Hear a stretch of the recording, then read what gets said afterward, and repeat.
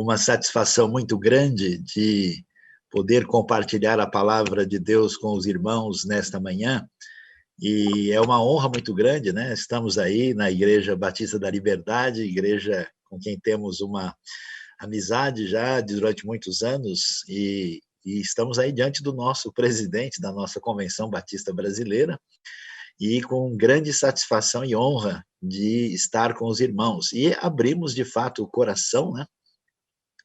E queremos deixar para todos os que fazem parte da Igreja da Liberdade que a Faculdade Teológica está de braços abertos para cursos que qualquer pessoa pode fazer, para bacharel, pós-graduação, agora à distância, né? Temos aí a sábia condução do Dr. Gésio Medrado, que está conosco ali, e é uma grande oportunidade de estarmos juntos. E nesta manhã, celebrando esse momento especial, né, que envolve o aniversário, né, da igreja e também, né, esse momento da escola bíblica aí, eu queria que nós voltássemos a nossa atenção para o que a Bíblia nos fala no Salmo de número 133, um salmo conhecido, e o tema da nossa reflexão é adorar juntos em união.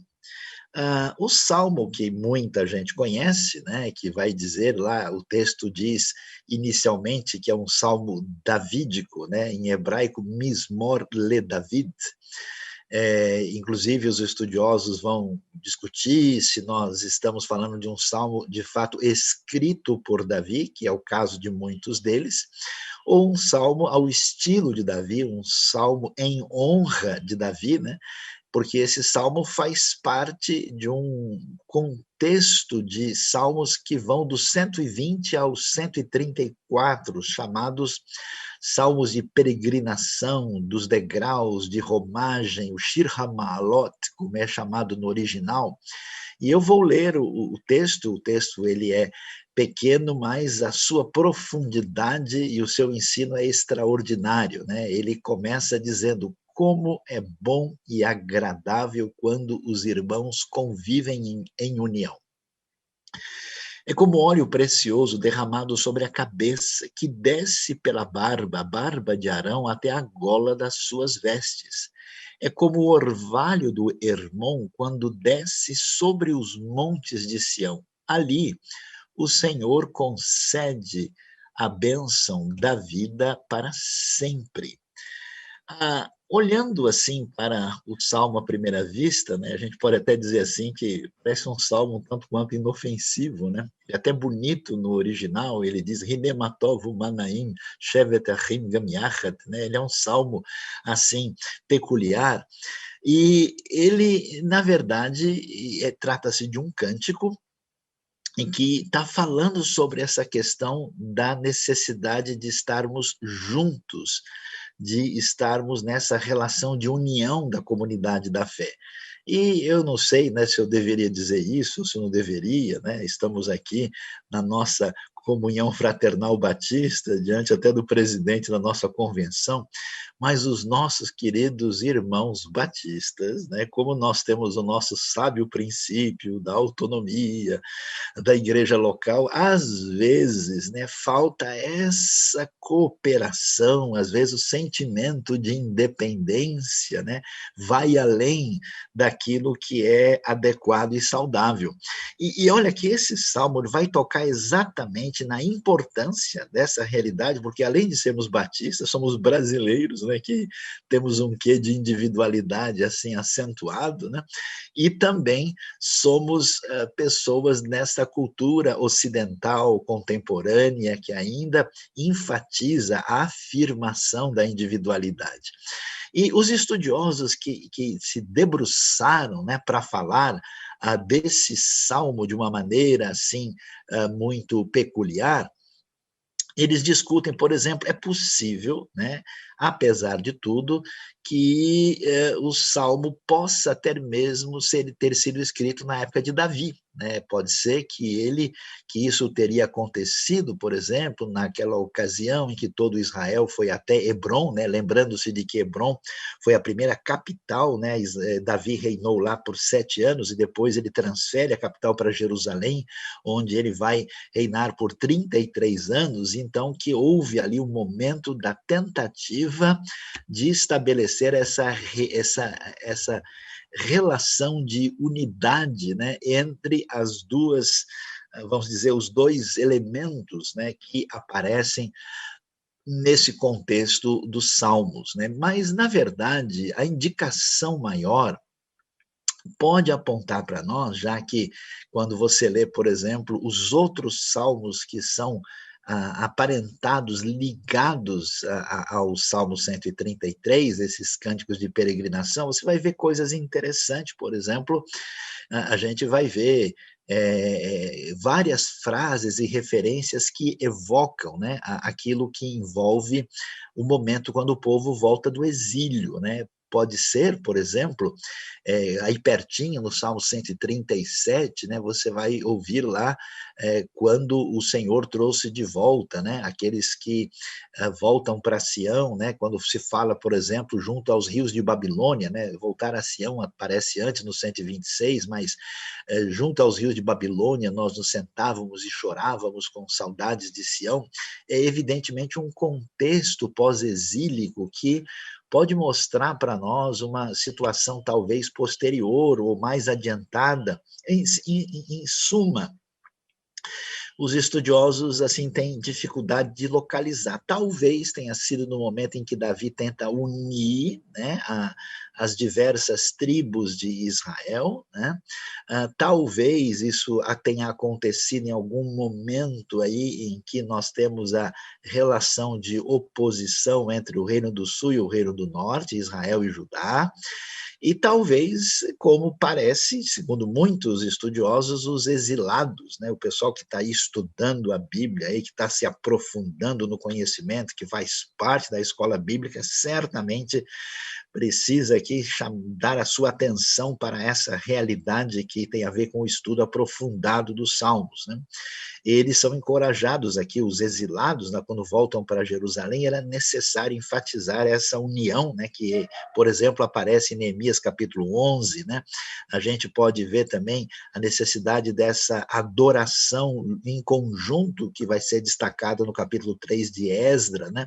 Então, em resumo, essa realidade da união era absolutamente necessária e fundamental para que a situação do povo pudesse se definir da maneira que Deus deseja. E aí a gente olha para isso e a gente pensa, mas como assim? Por que isso está acontecendo? O que está por trás desse cenário? Nós vamos descobrir que, na verdade, o povo de Israel, né, ali com as suas 12 tribos que ocupam a terra em si, e também a tribo, né, a 13ª, que é a tribo levita, que não tem terra, né? Aliás, pouca gente se lembra que as 12 tribos são 13, né? Porque, na verdade, José deu origem a Manassés e Efraim, e nós temos a tribo sacerdotal levita, né, que não tem espaço ali, terra, porque tem a sua porção no culto dedicado ao Senhor. O que é interessante, não está tão claro para tanta gente, é que, apesar de serem um povo só, estavam divididos em grupos menores nessas tribos. A diferença era tão grande que a gente percebe, por exemplo, naquele famoso episódio, né, quando os efraimitas devem ser checados para ver se eles falam cibolete ou chibolete, né? Esse negócio da gente falar, né, castanha ou castanha, na realidade brasileira, já tem o seu elemento precursor lá atrás, né? O pessoal queria identificar a coisa a partir do sotaque. Então, nós vamos ver que na parte sul da terra de Israel havia aí toda uma predominância, né, da tribo de Judá, e com o seu papel, o seu valor, né? E também, na parte norte, como nós vamos ver, nós temos a predominância, a prerrogativa maior dada tanto a tribo de Efraim como de Manassés, um destaque maior para Efraim, que inclusive o termo se torna aí uma expressão que é uma expressão poética para se referir ao Reino do Norte como um todo. Ou seja, o pessoal tudo é irmão, todo mundo se conhece, mas nunca se deram bem. Esse desafio aparece nesse cenário, mas tem uma situação mais complicada e mais difícil para entender o Salmo 133, que passa pelo entendimento da geografia e da situação concreta, inclusive do relevo e do clima da terra de Israel. E nós vamos ver o que acontece quando nós prestamos atenção ao conteúdo específico mesmo que o Salmo nos apresenta. Como nós observamos aí logo no começo, ele vai dizer, né, como é bom e como é agradável, quer dizer, isso é absolutamente importante, valioso, desejável. O bom aqui deve ser lido no elemento mais superlativo possível, que os irmãos, ou seja, que o povo de Deus, né, uma tradução mais contemporânea usa essa terminologia, que o povo de Deus viva unido, né, que os irmãos convivam em união. E aí, para mostrar que essa relação de oposição, de distanciamento, de separação, de não conseguir caminhar juntos, que talvez seja a situação mais difícil da própria comunidade cristã contemporânea, eu nunca me esqueço da experiência difícil, muitos anos atrás, quando eu visitei o Japão, estive conversando com um irmão mesmo japonês, né, nascido lá, não era simplesmente um brasileiro imigrante descendente, e ele começou a abrir o coração, ele diz, olha, é muito difícil compartilhar o evangelho aqui no Japão, porque nós temos uma cultura muito solidária, muito voltada para a importância do elemento corporativo, da unidade das pessoas, em detrimento das particularidades do indivíduo. E aí, apesar disso, né, nós acabamos, de certa forma, na nossa sociedade, colocando um tanto de shintoísmo junto com o budismo e colocamos uma pitada de cristianismo e fazemos aí a nossa própria mistura, aí chega um missionário do Ocidente e vem dizer que existe só um Deus, uma só revelação, uma só fé, um só batismo, e aí eles estão divididos aqui em 300, 400 grupos que não conversam uns com os outros e não tem qualquer relacionamento, e aí ele virou para mim e eu fiquei aquele dia muito triste, porque ele disse, olha, eu vou dizer a verdade, esse pessoal não é sério, não é possível que eles estejam acreditando naquilo que eles estão falando. E eu fiquei realmente pensativo, né? Como é que nós podemos caminhar bem proclamando uma autonomia exagerada e desnecessária, um isolamento, né? Esse complexo de ilha, esse individualismo exacerbado. O Salmo 133 toca firme nessa situação que marcou a realidade histórica que deu origem, na verdade, por trás da separação do Reino do Norte do Reino do Sul. Quando nós vemos o que acontece depois da morte de Salomão, e lemos 1 Reis, capítulo 12, né, com aquela famosa revolução, rebelião de Jeroboão, primeiro, né, o filho de Nebate, que vai causar a divisão do reino, nós vemos lá a separação. Na verdade, isso só aconteceu porque toda a fermentação para esse momento já havia acontecido, né? Não havia nenhum interesse das tribos do norte, especialmente Efraim e Manassés, de aceitar algum tipo de primazia de Judá. Não havia uma relação de fraternidade adequada. Davi tinha conseguido uma certa união entre o povo em função da vitória contra os filisteus, contra os inimigos de Israel, mas isso nunca tinha cristalizado adequadamente. Nós vemos, assim, que situação difícil, e então o Salmo vem com força para dizer, olha, Deus deseja que estejamos juntos. Se vamos adorar, a adoração deve ser em união. E por isso, para mostrar a importância, né, de que esses irmãos convivam juntos, a palavra ali, né, conviver, viver, tem a ideia até de sentar perto do outro, né, de assentar-se, de estar realmente numa relação de fraternidade adequada.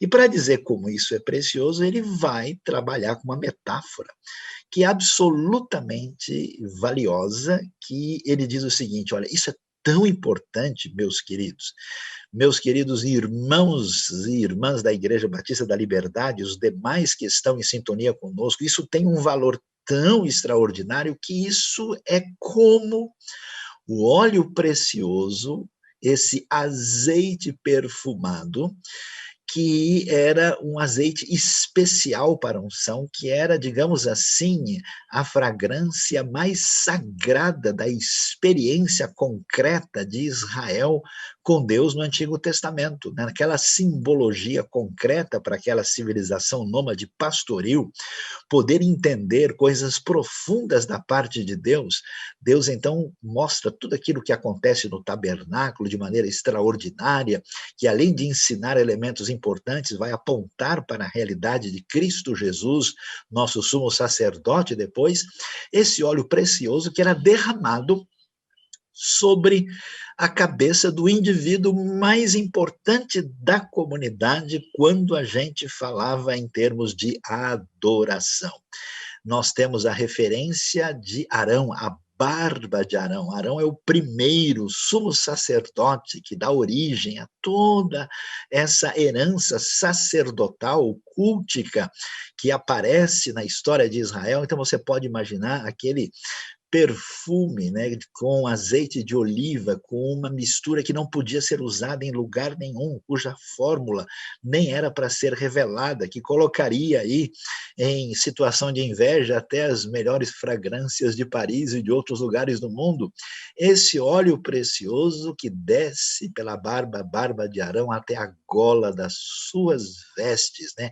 Algumas versões dizem orla, alguns estudiosos acham que até a parte final da sua vestimenta, mas no contexto, corretamente, diversas versões apontam para a realidade de orla, está ligado ao início aí do manto sacerdotal, muito provavelmente a ideia mesmo, a gola das suas vestes. Então você pode imaginar, meus queridos, vocês que não conseguem conviver juntos, vocês que não têm espírito de comunidade, vocês que não querem servir a Deus na dimensão daquilo que Deus deseja, saibam que para Deus o valor disso, a preciosidade dessa interdependência humilde, esse valor da comunidade, da igreja local, da comunidade do povo de Deus, isso vale tanto, tanto como a fragrância mais sagrada que é utilizada pelo indivíduo mais sagrado, que somente ele entra uma vez por ano no local mais sagrado possível, ou seja, isso é importante demais. Esse é um empecilho para o não avanço do evangelho no mundo, isso é um escândalo para a realidade das pessoas lá fora, que pode ser entendido quando nós nos lembramos da oração de Jesus, que orou em João 17, para que sejamos um. É necessário que o povo de Deus olhe para o Senhor, adore o único Senhor e viva em união na direção daquilo que importa para nós, a nossa missão. É muito valioso ser verdadeiramente membro da igreja local, que faz parte de uma convenção do Estado, que faz parte de uma convenção brasileira, de uma aliança mundial. Somos o povo de Deus e temos sim comunhão com os nossos irmãos até de outras denominações, apesar de entendermos particularidades de maneira diferentes, mas celebramos a nossa unidade na fé. E o Salmo, com muita sabedoria, muita direção, vai continuar e vai dizer coisas que a gente olha e aparentemente não entende e diz, olha, é como o orvalho do Hermon, quando desce sobre os montes de Sião. E aí a gente ouve disso, e peraí, que irmão é esse? Será que irmão é irmão em espanhol? Não, ainda que estamos falando do irmão, aqui o irmão é outra coisa. O famoso Monte Hermon é um monte cuja altura chega a 2.814 metros e que está lá na parte norte da terra de Israel, hoje dividido na fronteira entre Israel, Síria e Líbano. É o monte mais elevado, inclusive boa parte do ano ele permanece com neve lá no alto, né? E é interessante que Israel é surpreendente porque tem uma estação de esqui no Monte Hermon, né? E a pessoa pode chegar lá com -5, -10 e depois 1h30 pegar 25 graus no Mar Morto, uma distância limitada, é uma coisa curiosíssima. Mas o Monte Hermon marca a paisagem extraordinária da parte norte de Israel. E a parte norte é especial, porque é lá onde está o Mar da Galileia, é lá onde estão as terras mais férteis, é ali onde você vê beleza comparável a belezas europeias, é onde se pode plantar maçã, pera, é onde você tem um cenário diferente. Então, de certa forma, o norte de Israel olha para baixo assim e diz, aquela terra seca lá de Judá, aquele deserto da Judeia, aquele lugar tão pedregoso e arenoso em torno de Jerusalém, e se falar de Berseba, então falar do Negev, da Aravá, esse pessoal lá nem sabe o que é vida. No entanto, apesar disso, dessa realidade geográfica de clima especial de toda a parte norte, a parte sul é onde está o Templo de Jerusalém. Lembre-se de que os discípulos vão ser, de certa forma, discriminados e rejeitados porque eles vêm da região da Galileia. O que esses galileus que vêm lá do meio do mato querem falar e dizer aqui? Nós somos de Jerusalém, da Judeia, aqui é a cidade do nosso Deus, é aqui que é o centro do culto, aqui é o templo, é o lugar que Deus escolheu para colocar o seu nome. Então vejam que rivalidade, que distanciamento, e certamente o orgulho do Reino do Sul, o orgulho de Judá, de Jerusalém, dizia, olha, nós sim somos, né, os mais importantes. Somos aí, falando na linguagem popular, a última bolacha do pacote, ou talvez lá somos a última tâmara do pacote, né, porque estamos na parte desértica do Sul. Meus queridos irmãos, que coisa impressionante. E a gente vai descobrir o quê? Que lá do alto do Hermon, onde nós temos uma situação de umidade muito superior, onde temos chuva até mesmo em abundância, numa terra que ali próximo é tudo estéril, é muito difícil.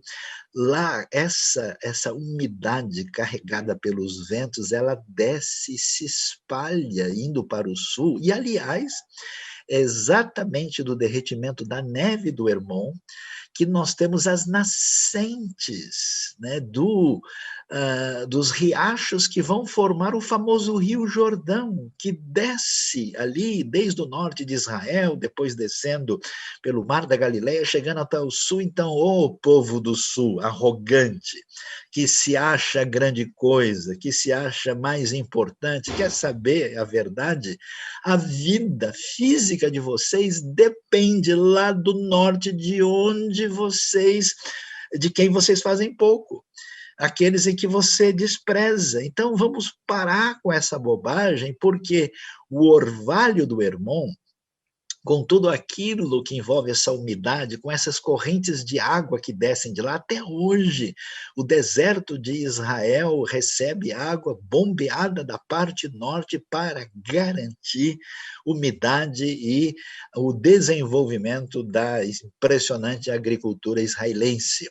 E ali o texto vai dizer, olha, é como o orvalho do Hermon quando desce sobre os montes de Sião. Montes de Sião, os montes de Jerusalém, a cidade, chamada cidade do nosso Deus, no seu santo monte, alto e belo, alegria de toda a terra, dos montes de Sião para os lados do norte, a cidade do nosso Deus. Então a gente vê, olha que coisa interessante, toda essa beleza assim, quase que alpina de Jerusalém, né, com aquele destaque que talvez nessa sua postura, que inclusive causou a rivalidade e a rejeição dos próprios samaritanos, que achavam, não, olha, a nossa montanha é melhor que a de vocês, né, o Monte Gerizim é o que importa. Ele vai dizer, ó povo de Jerusalém, vamos parar com isso. Deus quer que os irmãos vivam, convivam em união. Shevete achim gam yachad. Parem com essa bobagem, porque a própria fertilidade da vida que chega para vocês vem lá do orvalho do Hermon. E, ó povo do norte, que tem terra boa, onde tudo é especial, é agradável, é bom, saibam que sim, Deus está trabalhando de maneira especial na história da redenção através daquilo que ele faz nos montes de Sião, porque ali o Senhor concede a bênção da vida para sempre. A vida espiritual, a grande revelação, a grande promessa, a dinastia davídica, a herança de fé que se desdobra na esperança messiânica, vem sim do que Deus faz ali, através de Davi, no Reino do Sul e em Jerusalém. Mas a vida que sustenta todos vem lá do Monte Hermon. É necessário que todas as tribos, que o norte e sul aprendam a viver em união conforme o desejo da parte de Deus, como uma grande lição para todos aqueles que entendem o que significa adoração. Isso chama a nossa atenção porque tantas vezes nós pensamos e vemos pessoas falando de adoração num nível particular, num nível individualizado, num nível até mesmo separado, né? Não é apenas se trata de um artista, apenas se trata de um cantor ou de um musicista, ou até mesmo as pessoas enxergam a sua relação com Deus na sua dimensão de individualidade. Hoje temos o chamado de que nós precisamos estar juntos, nós precisamos entender a necessidade de interdependência. É necessário combater a inveja, é necessário combater a arrogância, é necessário combater a falta de cooperação, e hoje, a partir do Salmo 133, temos o chamado de Deus à união, chamado à cooperação, temos o chamado a entender que a adoração só é possível mediante estarmos juntos em união. Que Deus abençoe a nossa vida, Deus abençoe o nosso coração.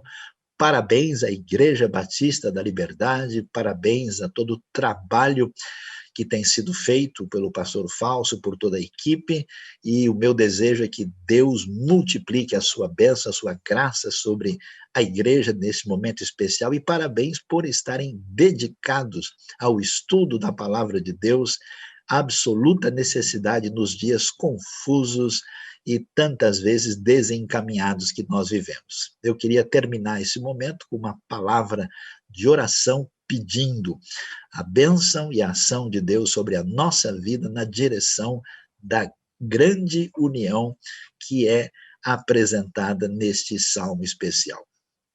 Deus bondoso, Pai querido, em nome de Jesus, te adoramos nesta manhã, te agradecemos pela Igreja Batista da Liberdade, pelo pastor Fausto, por todos os irmãos envolvidos, te agradecemos pelo trabalho que tem sido desenvolvido para fortalecer esta união. Ó Deus, pedimos perdão pela nossa individualidade, às vezes nosso caminho simplesmente separado, particular, e pedimos que o Senhor nos ajude a entender a importância, a direção especial que o Salmo 133 nos apresenta, ensinando desde a antiga história de Israel até a realidade da necessidade do corpo de Cristo, hoje vivendo em comunhão e juntos no entendimento da tua vontade, na prática da missão.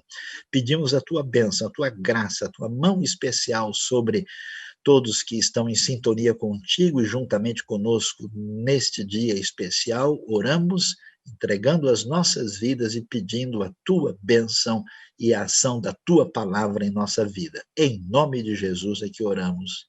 Amém.